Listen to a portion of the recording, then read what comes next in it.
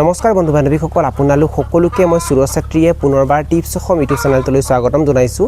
বন্ধু বান্ধৱীসকল, বৰ্তমান যিহেতু গৰম বেছিকৈ হৈ আছে আৰু এই উৎকট গৰমত সাধাৰণতে দুপৰীয়া 12টা বজাৰ পৰা আবেলি 4টা বজালৈ কুকুৰাৰ কাৰণে বহুত ভয়ংকৰ হয়।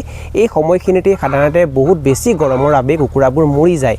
আৰু যদি আপোনালোকে এই সময়খিনিত কুকুৰা পালন কৰি কুকুৰাবোৰক মৃত্যুৰ পৰা বচাব বিচাৰিছে, তেনেহ'লে এই ভিডিঅ'টো আপোনালোকৰ বাবে অতি গুৰুত্বপূৰ্ণ হ'বলৈ গৈ আছে।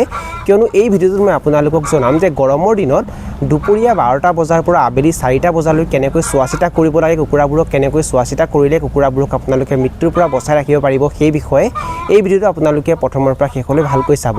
আৰু যদি আপোনালোকে এই চেনেলটোত প্ৰথমবাৰ আহিছে, তেনেহ'লে চেনেলটো ছাবস্ক্ৰাইব কৰি ওচৰতে থকা বেল ঘণ্টিটো প্ৰেছ কৰি দিব। বন্ধু বান্ধৱীসকল, যদি আপোনালোকে গৰমৰ দিনত কুকুৰা পালন কৰি আছে বা যদি গৰমৰ দিনত কুকুৰা পালন কৰাৰ চিন্তা চৰ্চা কৰি আছে, তেনেহ'লে 1 নম্বৰতে কুকুৰাবোৰক আপোনালোকে এইখিনি সময়ত গৰম পানী খাবলৈ দিব নালাগিব। যদি আপোনালোকে কুকুৰাবোৰক খাবলৈ দিবৰ বাবে পানী টেংকিত জমা কৰি থৈ দিয়ে আৰু সেই পানী যদি আপোনালোকে ৰ'দ পৰা ঠাইত ৰাখে, তেন্তে দুপৰীয়া 12টা বজাত সাধাৰণতে বেছিকৈ ৰ'দ পৰাৰ ফলত পানীখিনি গৰম হৈ যায়। আৰু সেই পানীখিনি যদি আপোনালোকে ফাৰ্মত কুকুৰাবোৰক খাবলৈ দিয়ে বা অটো ড্ৰিংকাৰ যদি আপোনালোকে লগাই থৈছে আৰু সেই পানীখিনি যদি নিজে নিজে আহে আৰু সেই গৰম পানীখিনি যদি কুকুৰাবোৰে খায়, তেতিয়া কুকুৰাবোৰ লগে লগে মৰি যাব পাৰে। সেইকাৰণে আপোনালোকে এইটো কথা নজৰ ৰাখিব লাগিব যাতে পানীখিনি গৰম হৈ নাযায়। যদি পানীখিনি গৰম হৈ যায়, তেনেহ'লে লগে লগে আপোনালোকে সেই গৰম পানীখিনি পেলাই তাত ঠাণ্ডা পানী ৰাখিব লাগিব। কুকুৰাবোৰক আপোনালোকে গৰমৰ দিনত গৰম পানী খাবলৈ দিব নালাগিব। কুকুৰাবোৰক আপোনালোকে গৰমৰ দিনত ঠাণ্ডা পানী খাবলৈ দিব লাগিব। বন্ধু বান্ধৱীসকল, যদি আপোনালোকে গৰমৰ দিনত কুকুৰা পালন কৰে, তেন্তে দ্বিতীয়তে এই সময়খিনিত কুকুৰাবোৰক আপোনালোকে অলপমান লৰচৰ কৰাবলৈ চেষ্টা কৰিব লাগিব।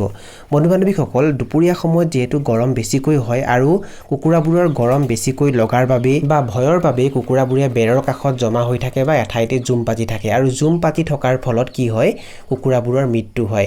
চাওক বন্ধু বান্ধৱীসকল, যিবোৰ কুকুৰা তলত থাকে সেইবোৰ কুকুৰাই হেঁচা খায় আৰু হেঁচা খোৱাৰ ফলত কুকুৰাবোৰে উশাহ ল'ব নোৱাৰে আৰু অত্যাধিক গৰম হোৱাৰ বাবে সিহঁতে মৰি যায়। সেইকাৰণে এই সময়খিনিত কুকুৰাবোৰক আপোনালোকে অলপমান লৰচৰ কৰাবলৈ চেষ্টা কৰিব যাতে কুকুৰাবোৰে জুম পাতি নাথাকে।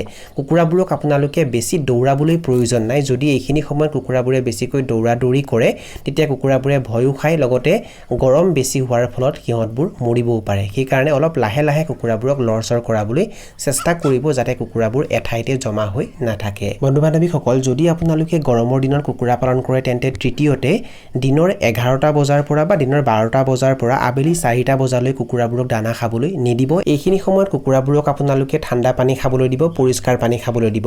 দিনৰ 11টা বজাৰ পাছৰ পৰা বা 12টা বজাৰ পাছৰ পৰা আবেলি 4টা বজালৈ কুকুৰাবোৰক আপোনালোকে দানা খাবলৈ নিদিব।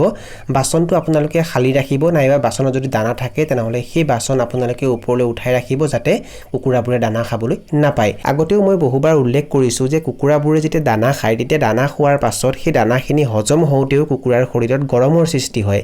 ইফালে বাহিৰতো গৰম হয় আৰু কুকুৰাবোৰে যেতিয়া দানা খায়, সেই দানাখিনি হজম হওঁতেও যেতিয়া গৰমৰ সৃষ্টি হয়, তেতিয়া কুকুৰাবোৰে সেই গৰম সহ্য কৰিব নোৱাৰে আৰু বহুখিনি কুকুৰা সাধাৰণতে এই সমস্যাৰ বাবে মৰিও যোৱা দেখিবলৈ পোৱা যায়। সেইকাৰণে আপোনালোকে এই ভুলটো একেবাৰে নকৰিব। গৰমৰ দিনত যদি আপোনালোকে এই 4টা কথা ভালকৈ মানি চলে, যদি আপোনালোকে দিনৰ 12টা বজাৰ পৰা আবেলি 4টা বজালৈ এই নিয়মটো মানি চলে, তেনেহ'লে কুকুৰাবোৰক আপোনালোকে সুস্থ ৰাখিব পাৰিব, কুকুৰাবোৰক আপোনালোকে মৃত্যুৰ পৰা বচাই ৰাখিব পাৰিব।